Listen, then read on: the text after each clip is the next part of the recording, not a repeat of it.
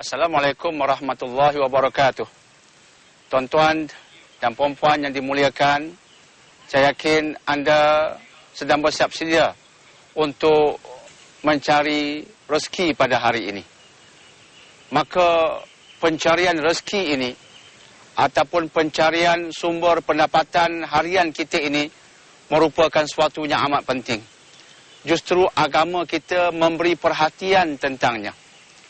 Dan pada pagi ini, insya-Allah, saya akan berbicara tentang sumber rezeki dan sumber pendapatan kita mengikut kacamata Islam.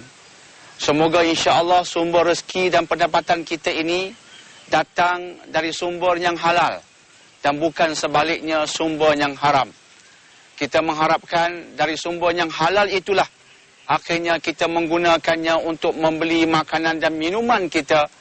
Bukan saja untuk diri, malah keluarga kita yang akan mendatangkan kebaikan pada kita dunia sampai akhirat. Saksikanlah mukadimah pada hari ini, insya-Allah.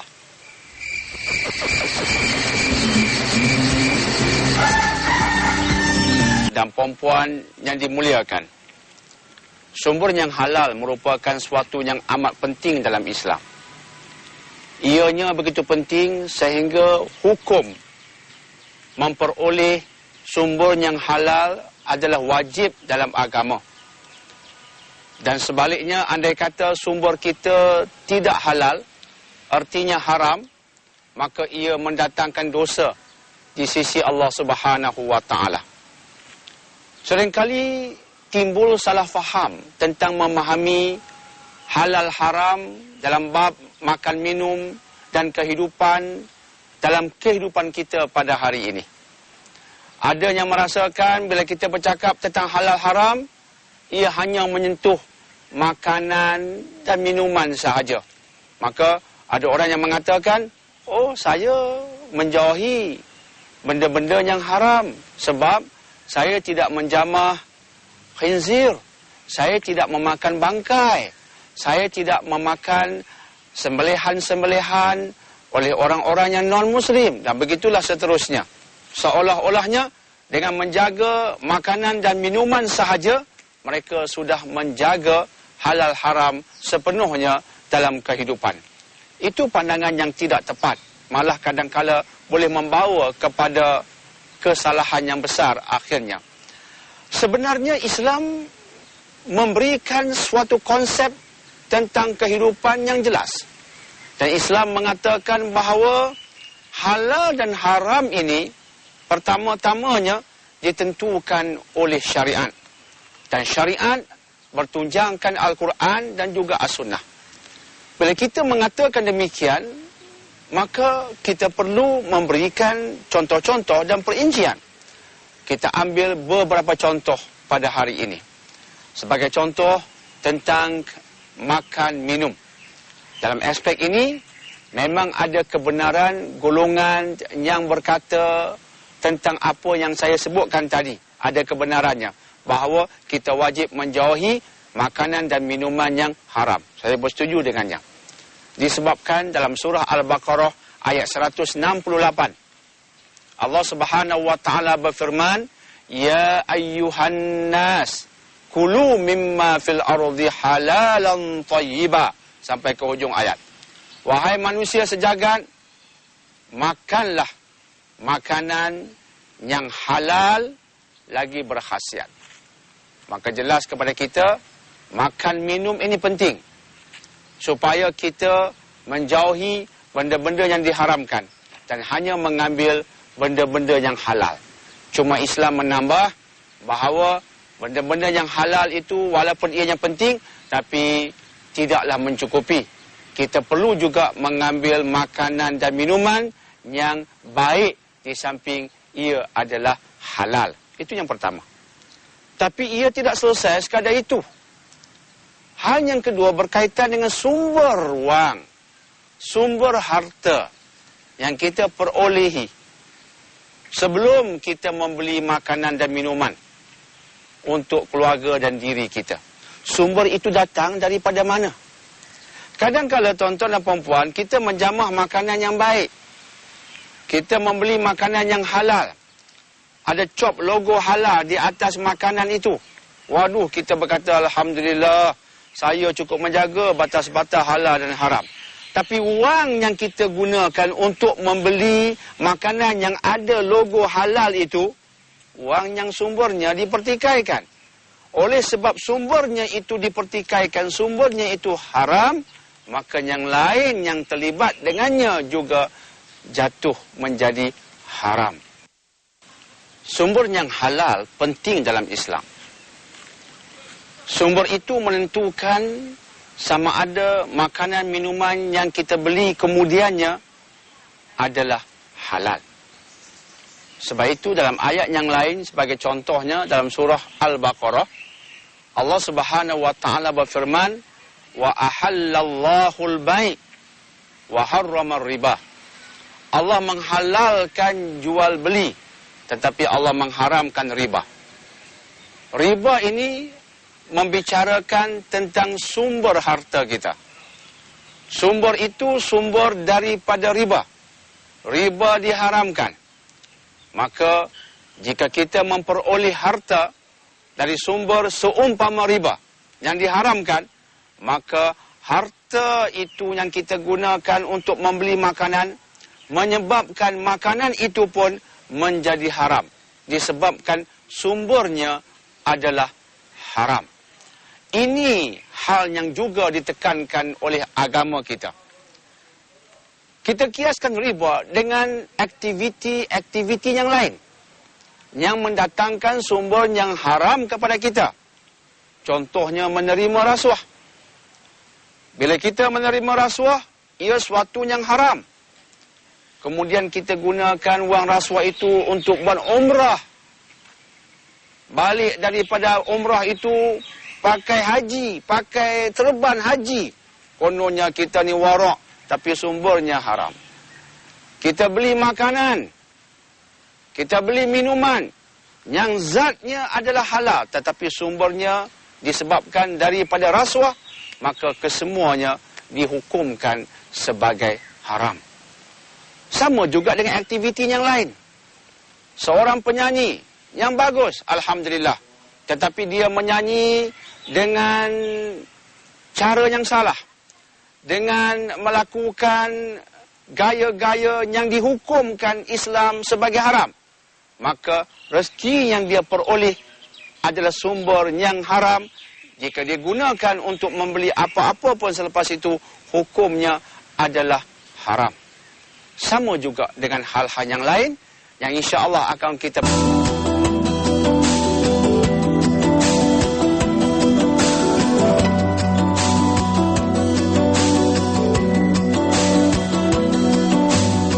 tuan-tuan dan puan-puan yang dimuliakan.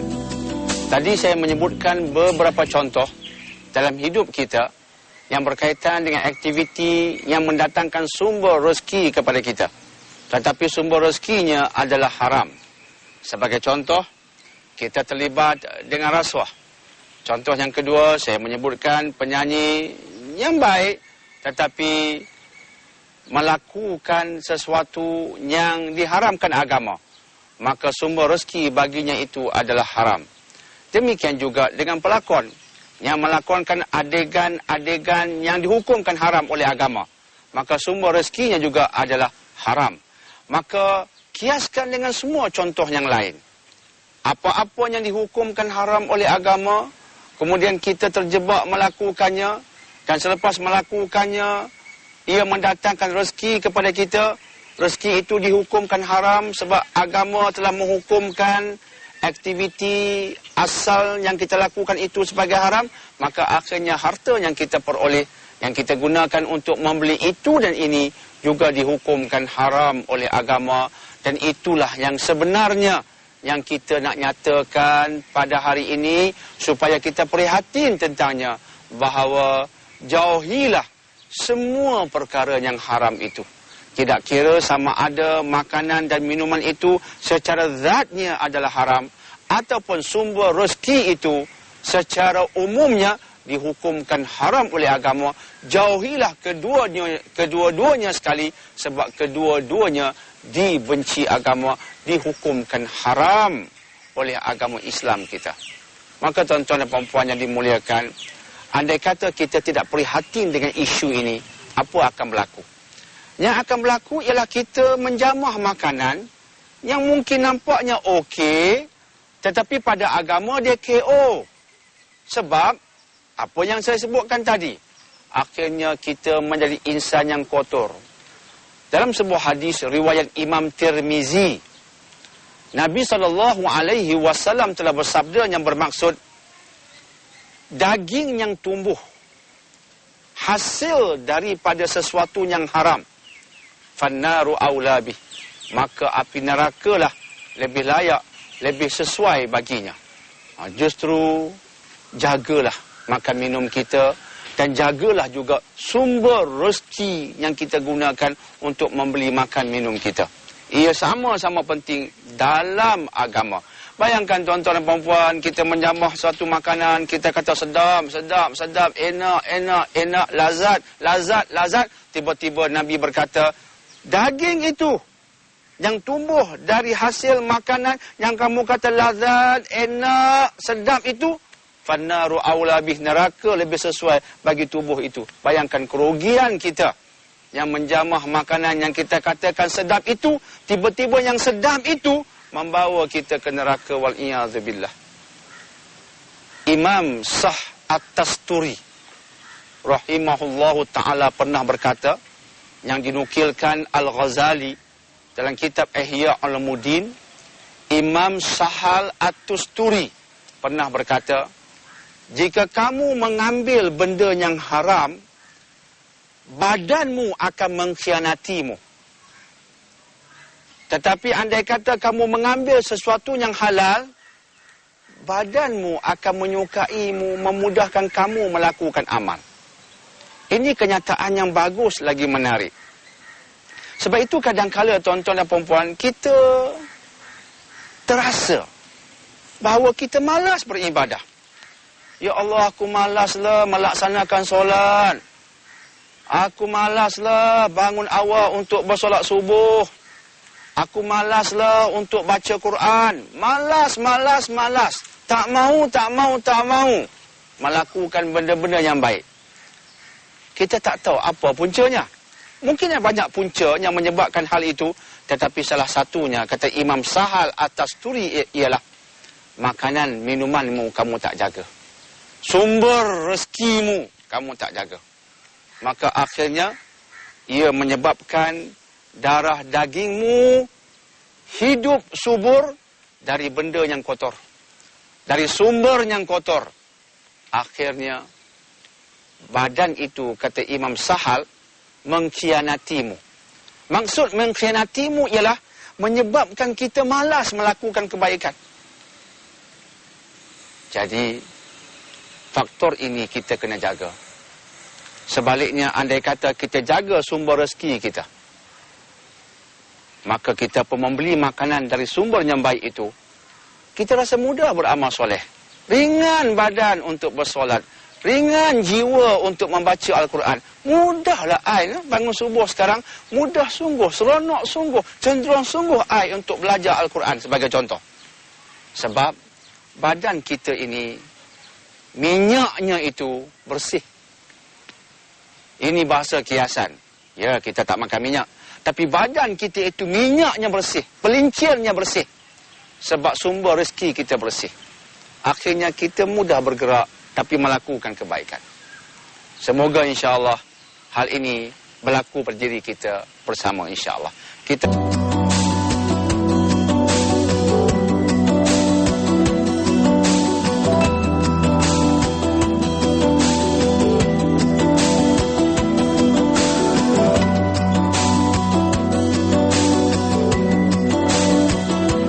tuan-tuan dan puan yang dimuliakan, saya yakin anda masih ingat apa yang saya sebutkan tadi.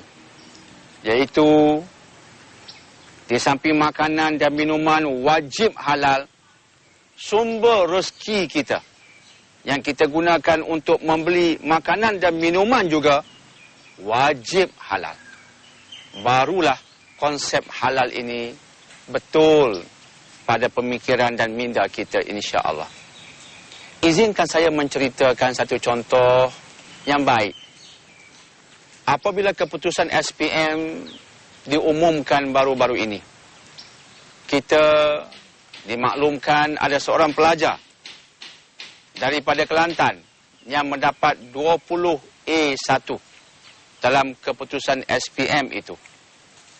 Dan Alhamdulillah, apabila keluarga beliau diwawancara, maka bapa kepada pelajar yang berkenaan mengatakan bahawa beliau menekankan tentang sumber rezeki yang halal dalam hidup beliau dan keluarga beliau.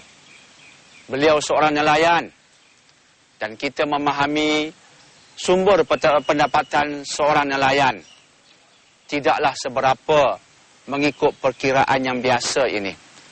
Tetapi tidak seberapa itu tidak penting. Yang penting ialah halal. Ada orang bergelar jutawan, minta maaf. Ada orang rumahnya banglo. Keretanya jutaan ringgit Malaysia kosnya. Apa saja yang dia beli, mesti mahal harganya. Waduh, nampak hebat. Tapi jika semua itu dibeli dari sumber rezeki yang haram, daripada rasuah, daripada perolehan kontrak, projek, secara yang tidak betul, tidak adil, maka tidak ada makna pada banglo itu. Tidak ada makna pada kereta besar itu. Tidak ada makna kepada jutawan itu di sisi Allah. Sebab semuanya hitam di sisi Allah disebabkan sumber rezekinya adalah hitam. Sumber rezekinya adalah halal. Berganda-ganda lebih baik pakcik yang dihormati ini, yang anaknya mendapat 20A1 ini, lebih baik pakcik ini, walaupun sumber pendapatannya kerdil, tetapi ia adalah halal. Dan Alhamdulillah, anak beliau memperoleh 20A1 dalam keputusan SPM baru-baru ini. Dan Alhamdulillah, adik itu ada menelpon Dr. Daniel, berbincang sedikit tentang pembelajaran dan masa depannya. Dan saya berdoa agar adik ini menjadi seorang insan yang baik. Hari ini saya melihat dan saya mendengar dalam perbincangan dengan saya, dia seorang yang cintakan agama. Hari ini, saya berdoa semoga kecintaanmu terhadap agama ini berterusan. Dan berkemungkinan insya-Allah ia terhasil demikian disebabkan sumber rezeki yang baik, sumber rezeki yang halal di samping faktor-faktor yang lain. Seperti yang saya sebutkan tadi, kenyataan Imam Sahal At-Tusturi. Sumber rezeki yang haram menyebabkan badan mengkhianati kita. Tapi sumber rezeki yang halal menyebabkan badan mencenderungkan kita ke arah kebaikan, ke arah suka belajar dan sebagainya, ke arah mudah ingat. Dan ini semua mendatangkan banyak kebaikan dan keuntungan kepada kita, insya-Allah. Justru, tuan-tuan dan puan-puan yang dimuliakan, jika pada hari ini anda sedang bekerja di penjuru-penjuru yang haram, berikhtiarlah. Berikhtiarlah untuk mencari penjuru-penjuru yang halal. Walaupun mungkin penjuru-penjuru yang halal itu kemasukannya kurang sedikit berbanding penjuru-penjuru yang haram, tapi yang penting halal. Jangan tertipu dengan banyak. Jangan tertipu dengan kaya. Jangan tertipu dengan glamour. Jangan. Tetapi hendaklah kita utamakan halal, bersih, ikhlas, berpandukan syariat, dan kemuncaknya mendapat keridhaan Allah Subhanahu wa taala. Sebagai kesimpulannya, bab halal haram bukan hanya terletak kepada menjauhi makanan dan minuman yang haram dan mengambil yang halal. Bukan sekadar itu. Ia juga melibatkan sumber pendapatan kita. sama ada ia adalah halal ataupun haram. Ia juga penting menjadi penentu terhadap hukum makanan, minuman yang kita beli menggunakannya. Jika sumbernya halal dan juga zat yang kita belikan itu halal, maka halal lah kesemuanya. Tetapi andai kata sumber rezeki itu haram, kita beli makanan yang zatnya halal, hukumnya tetap haram. Sebab bila bercampur aduk halal dan haram, hukumnya bukan halal. Bila bercampur aduk halal dan haram, hukumnya bukan halal. Hukumnya adalah haram. Justru mari sama-sama kita prihatin dalam hal ini. Semoga Allah Subhanahu Wa Taala memberikan kekuatan kepada kita supaya sumber rezeki kita sentiasa datang dari penjuru yang halal, insya-Allah. Kita bertemu semula lagi pada sesi yang lain. Terima kasih atas perhatian anda. Wabillahi taufiq wa hidayah. Wassalamualaikum warahmatullahi wabarakatuh.